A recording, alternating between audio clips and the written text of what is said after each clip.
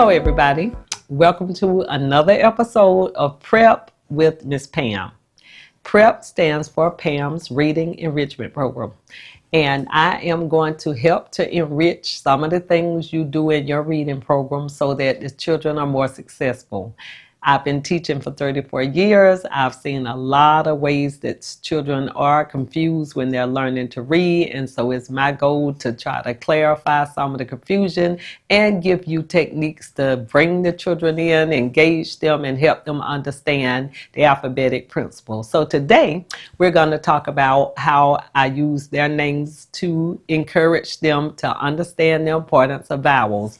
And again, it's about making those connections with students, drawing them in, and one way that I draw them in is using their names or things that they're familiar with. So today, let's focus on their names.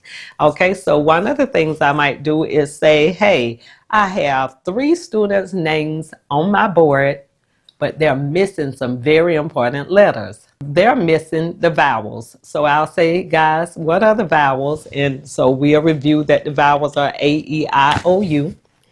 A, E, I, O, U. And we know sometimes Y can operate as a vowel and usually it's a consonant, but it can be a vowel sometime. And they say that the letter W in certain words it operates as a vowel too. So, but look at these letters and how different they would be without the all-important vowels. So let's look at these. The first one, HLL. Could that be somebody's name in our culture? Most likely not. Without the vowels, that would just be pronounced, and they get such a kick out of hearing me say that. And they laugh and say, what in the world are you saying? I'm making the sounds that are on the board. But look what name it becomes when I add some vowels to it. Whose name is that without the vowels? It is Holly. Wow, do we see how important vowels are to words?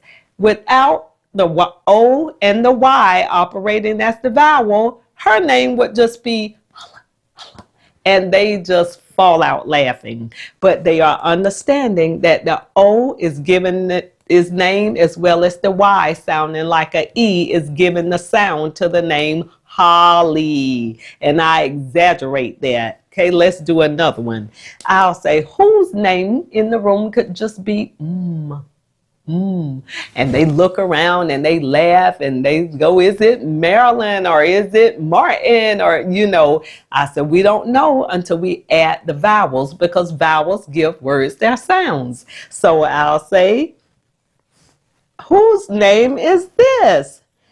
Maya. Maya. And they get it. They are starting to understand again that the vowels give words their sounds. I'll say, Maya, without your vowels, your name is just and they love to hear that. So I'll go on to explain that Maya, your name has 2 syllables. Maya. That means you could hear 2 vowel sounds.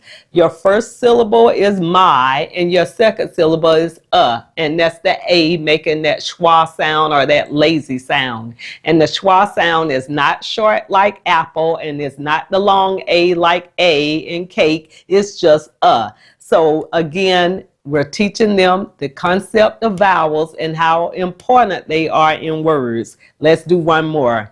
So I'll say somebody's name in the room without their vowels is just, and they get a kick again out of hearing me making that silly sound. And I'll say, you know whose name that is? It's Ethan. Ethan. And they begin to look at the placement of the vowel. That's a kind of crooked E. And kind of straighten that out.